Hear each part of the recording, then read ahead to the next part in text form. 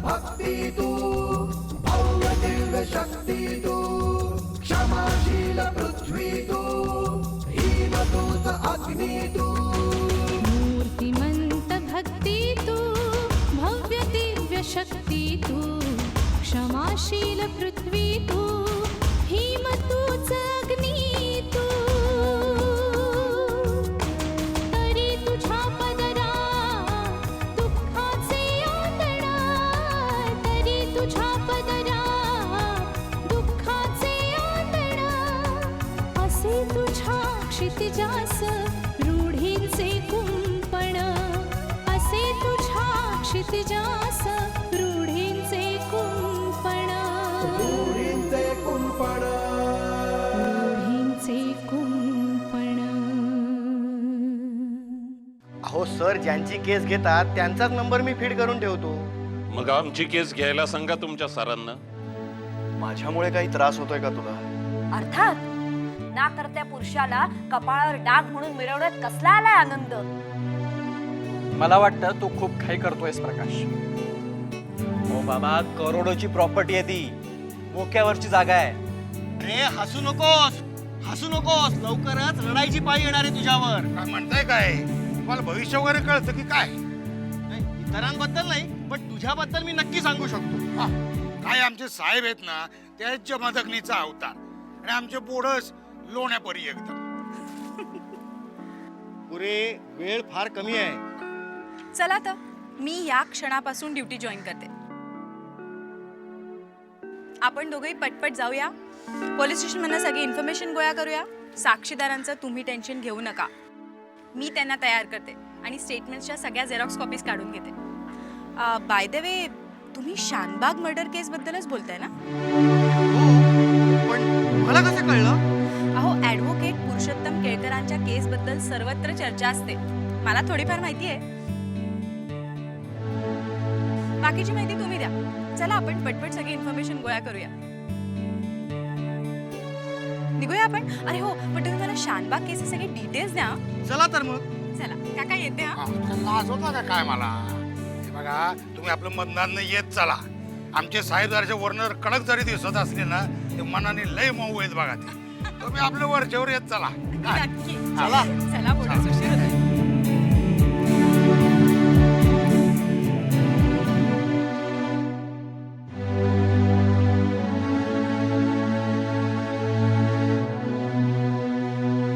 मुलगी एकदम हसतमुख आहे बघा आणि कामात बी चतुर दिसते.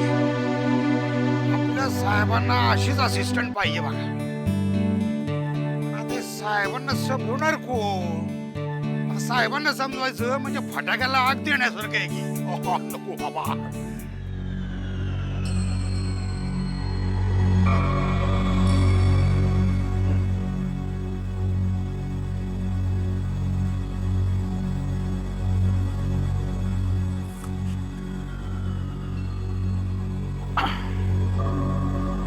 बघ स्मिता, याच्यात अंजलीची काही चूक आहे असं मला अजिबात वाटत नाही. शेवटी जो करणार तो बोलणारच ना. आणि अडल्या नडल्याला अंजलीच मदतीला धावते नाही का? तू बोलत का नाहीस? कारण अंजली इथे नसताना तिच्याबद्दल बोलणं मला आवडणार नाही. मला तिचा जास्त अनुभव आहे आणि तुमच्यापेक्षा मी तिला जास्त ओळखते. अगं पण आपण हा विषय सोडून दुसरं काही बोललो तर? ठीक. बघ पण स्मिता, तुला स्वतःची काळजी घ्यायला मला एक कळत नाहीये. ज्या गोष्टीचा आपल्याला त्रास होतो, मनस्ताप होतो, त्या गोष्टीचा आपण विचारच का करायचा? त्यासाठी आईचं काळीज असावं लागतं. बापाला माया नसते? प्रेम जिव्हाळा नसतो? हे असतो, ऑफकोर्स असतो, पण त्यात तफावत ही असतेच. त्या प्रेमामध्ये एक पुरुषी अहंकार असतो, पण आईचं तसं नाही. आई काय वाटेल ते करेल, पण पोटच्या मुलांना अंतर देणार नाही. पुरुषांमध्ये ही सहनशक्ती नसते. झालं सुरू. बघ स्मिता, तुझ्या याच स्वभावामुळे तू स्वतःची तब्येत जास्त खराब करून घेतेस. नाही खराब करून घेणार, मी जपेन स्वतःला. पण तुम्ही पुरुचा विचार सोड असं सांगितलं तर नाही जमणार मला. पुरुचा काय किंवा अमरचा काय, मी विचार करतच राहणार. स्मिता, मानापमानासाठी तर बरीच ठिकाण आहेत, पण पोटच्या मुलांसाठी मी असा विचार नाही करणार. अमरचं लग्न झालंय, अंजली त्याला नीट सांभाळेल. रादर तिनं ते सांभाळायला हवं. उद्या पुरुचं लग्न झालं, त्याचा संसार उभा राहिला की माझ्या अर्ध्या चिंता दूर होती. तोपर्यंत नाही. स्वभावाला औषध नाही म्हणतात ना, तेच कर. अगदी खरं. अगदी पुरुची आई शोभतेस, त्याच्यासारखी जिद्दी. अच्छा, मग तुमची बायको सुद्धा शोभते. तुमच्यासारखी जिद्दी आणि तुमच्यासारखीच हे केकोर. पुन्हा बोलण्यात कोणालाही हरणार नाहीस. मग एका प्रतिष्ठित वकिलाला जन्म दिलाय. शिवाय शब्दांमध्ये गुरफटवून गरागरा कसं फिरवायचं हे तुम्ही शिकलेत मला. आता मला जरा तुझी जास्तच काळजी वाटायला लागली. थोडी काळजी पुरुषी केली तर व्यर्थ गेला 1 तास. मी 1 तासभर तुला रामायण सांगतोय आणि तर तू मला विचारतेस रामाची सीता कोण. मी कित्येक वर्ष तुम्हाला सांगते, तुम्ही एकदा पुरुषी नीट बोला. अहो, तो वागतो तेवढा जिद्दी किंवा तेवढा हेकट नाहीये. तुम्ही त्याच्यावर चिडता किंवा त्याच्याकडे दुर्लक्ष करता म्हणून तो असा रिॲक्ट होतो. पण एखादी गोष्ट तुम्ही जर त्याला प्रेमाने समजवलीत ना, तर त्याला पटली नाही तरी तो समजावून घेईल. पटतंय का मी काय म्हणते ते? बघ, इतका वेळ मी तुझं बोलणं शांतपणे ऐकून घेतलं की नाही. तू आता शांतपणे विश्रांती घे. अनेक वेळेला मी ठरवतो की तुला समजायचा मूर्खपणा करायचा नाही, पण एनिवे तयार होतो, कामावर निघायचं.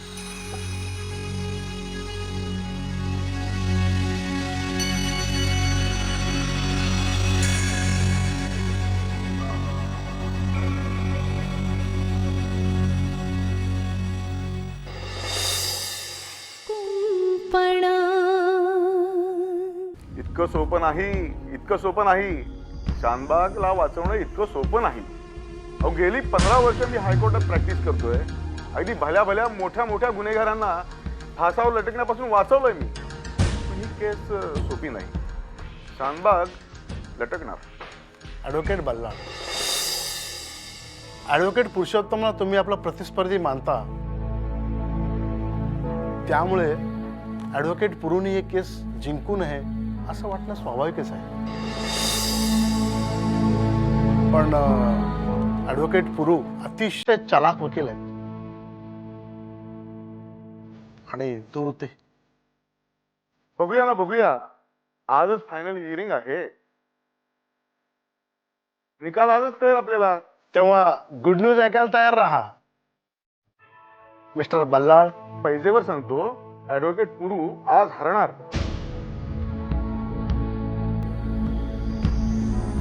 पैज चला पैज. माझ्यावर पैज लोक वेळ कशाला बाहेर घालवत आहे ऍडव्होकेट प्रभू. ही केस मी जिंकल्याच समय. मान्य आहे, मागे 2 वेळा साक्षीदार फिरले. याही वेळा तसं झालं तर जर आणि तरच्या गोष्टी करणारे वकील रिटायर झालेलेच बरे. काय वकिली पेशात रिटायरमेंटचं वय निश्चित नसतं. पण ज्या वकिलाचा जर तरवरती विश्वास बसायला लागतो त्यांनी रिटायर व्हावं.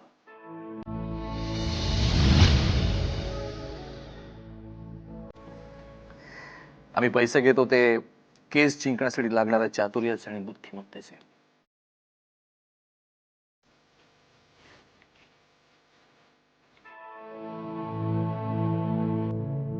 दैवावर आणि नशिबावर हवाला ठेवणारे स्वतःवरचा विश्वास कमवून बसतात. ॲडव्होकेट प्रभू, मी पैसे घेतो तेव्हा माझ्या क्लायंटला वचन देतो की ही केस मी जिंकणारच. सर हे रिपोर्ट्स आणि ह्यामध्ये सर्व डिटेल इन्फॉर्मेशन आहे. आपली जय्यत तयारी झाली आहे सर. अरे वा. बरं, साक्षीदार आलेत? हो. त्यांच्याकडनं तयारी करून घ्या. Yes sir. आपल्या पद्धतीने. हो हो. यू डोंट वरी. तुम्ही काही काळजी करू नका सर. हे तुम्ही मला सांगताय? Yes sir. हां? No I mean no sir. तयारी करून घ्या. केस शेवट जवळ आली. हो. आलोच मी. येस.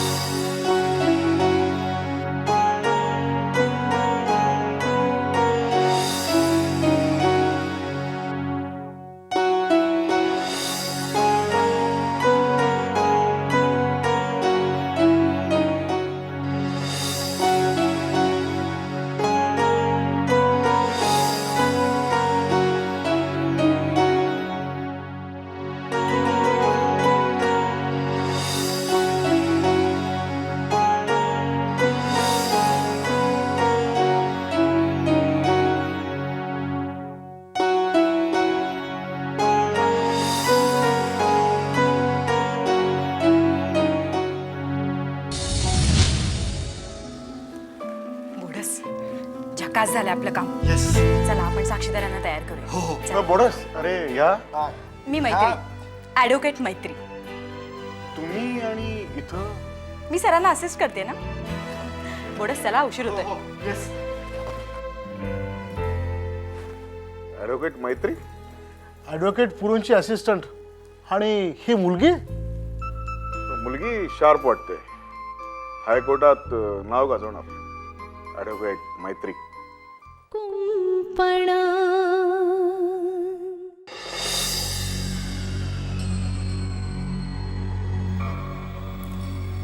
पुरूच्या वागण्याला कसा आवर घालायचं तेच कळत नाही.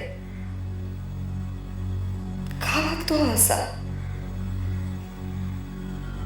जिद्दी आणि कमालीचे तत्वनिष्ठ तर पुरूचे बाबा सुद्धा आहेत,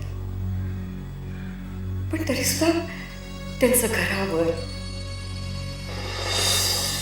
आपल्या माणसांवर जिव्हाळपाड प्रेम आहे.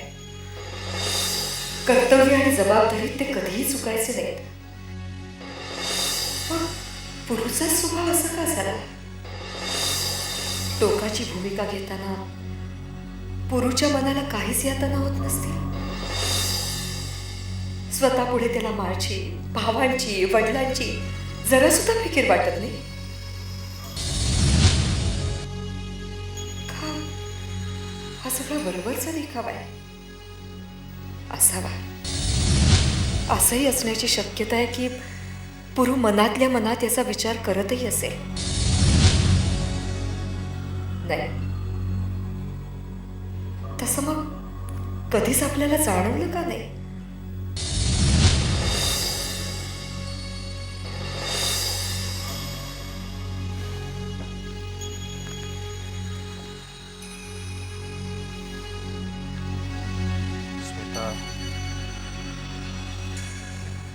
स्मिता, पुन्हा एखाद्या सुरवंटासारखं स्वतःला पुरूच्या विचारांच्या कोशात बंद करून घे.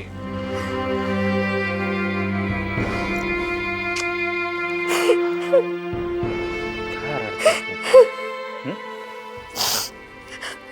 हे बघ, नको स्वतःला इतका मनस्ताप करून घेऊस. मला खूप त्रास होता ग तुला तळमळताना बघून. अगं तू मुलाचा ध्यास घ्यावास, त्याच्यासाठी अस्वस्थ व्हावास, पण केव्हा? त्या मुलाला त्याची किंमत असेल तेव्हा. तुझ्या या अश्रूंची पुरूला किंमत नाहीये.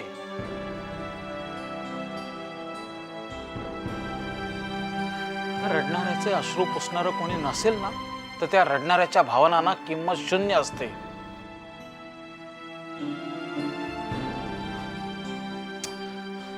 स्मिता, तू एवढी हळवी कधीच नव्हतीस. तू स्ट्रॉंग होतीस माझ्यापेक्षाही. खूप वेळा तू माझ्या पाठीशी उभी राहिलीस, मला सावरलेस. आता मात्र तुझी अवस्था फार केविलवाणी वाटते मला.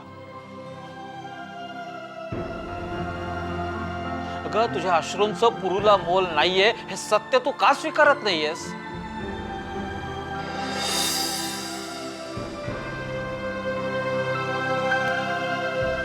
तुझ्या या अशा वागण्यामुळे मी स्वतःलाच अपराधी समजायला लागलोय. तुम्हाला जाणीव झाली अपराधीपणाची, हेच माझं भाग्य आहे. अपराधीपणाची जाणीव? आपण असा काय अपराध केला ग की ज्यामुळे पूर्णे आपल्याशी असं वागावं? विचार करून बघा, म्हणजे उत्तर मिळतील. कम ऑन स्मिता, आता मात्र तू अतिरेक करतेस. म्हणजे सगळा दोष माझाच आहे. एक बाप म्हणून मी काय चुकीचा वागलो पुरुषी, सांग मला.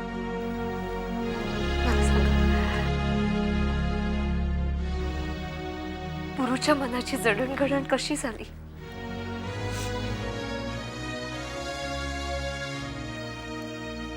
अमर मोठा होता तरी आपण त्याला नेहमी हळवेपणाची वागणूक दिली. का? कारण अमर लहानपणापासून आजारी होता, नाजूक होता.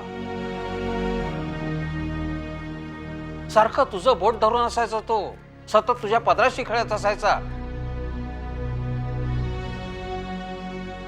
आई एवढंच लहान विश्व होतं त्याचं, आजही आहे.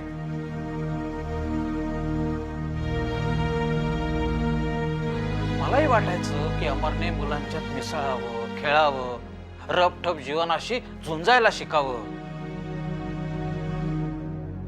झाला असता ना त्रास, पण अमर आज आहे त्यापेक्षा वेगळा घडला असता.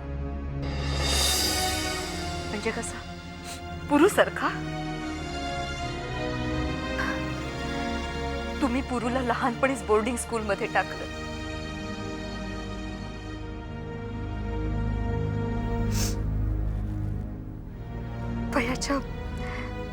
वयाच्या 9व्या वर्षापासून तो पाचगणीतच राहिला.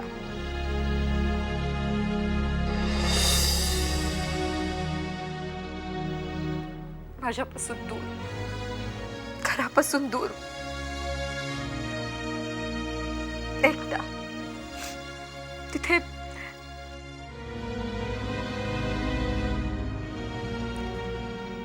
बोर्डिंग स्कूलच्या कडक शिस्तीत, अंगात, वागण्यात, विचारात कडवटपणा भरलेला पुरू जेव्हा 12वी पास झाल्यानंतर आपल्या समोर उभा राहिला,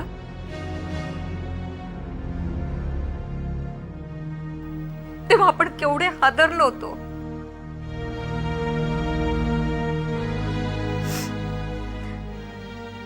बोर्डिंग स्कूलच्या शिस्तीत त्याच्या काटेरी मनाला भावनांचा, प्रेमाचा, नात्याचा कसलाही ओलावाच नव्हता.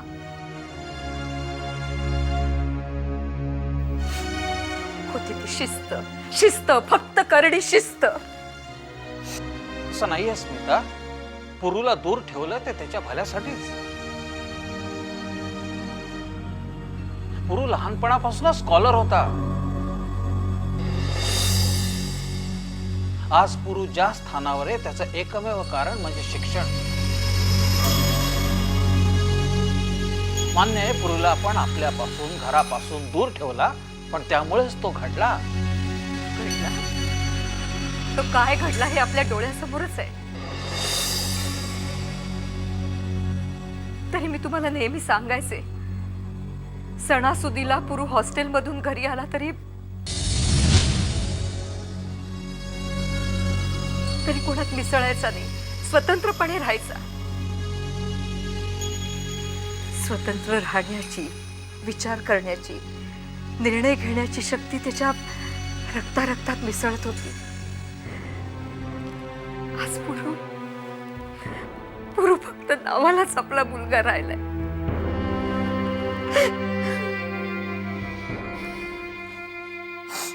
स्मिता येतो. निघालात? आणखीन थोडा वेळ तुझ्याशी बोलत बसलो ना, माझी स्वतःचीच खात्री पटेल की मी एक वाईट बाप होतो आणि आहे. मी माझ्या मुलाला दूर ढकलला? अरे काय स्मिता, फक्त वाईट गोष्ट उगाळत बसलो ना की पदरी पडते निराशा, मनस्ताप आणि शिथिल करणारी विचारधारा. आपण खचत जातो आपल्या मनात आणि नुकसान होतं ते आपलंच. असं का बोलता? सतत तू हेच अमर करत राहतेस आणि या तुझ्या सततच्या टोचणीमुळे तू स्वतःचं डोकं खराब करून घेतेस आणि इतरांचे विचार बंद करून टाकतेस. स्वतःच्या विचारात बंद करून बसणं हे तुला परवडू शकतं, मला नाही. कारण मुलात जरी माझ्या बरोबरीची झाली असली तरी स्वतःचा संसार मलाच सांभाळावा लागतो. आणि आजही माझा संसार मी कष्टाने सांभाळतो. मी मुलांकडनं कधीही अशी अपेक्षा केली नाही की त्यांनी माझ्या पुढे तुकडा फेकावा आणि मी आराम खुर्चीत बसून तो निवांतपणे चघळावा. नाही,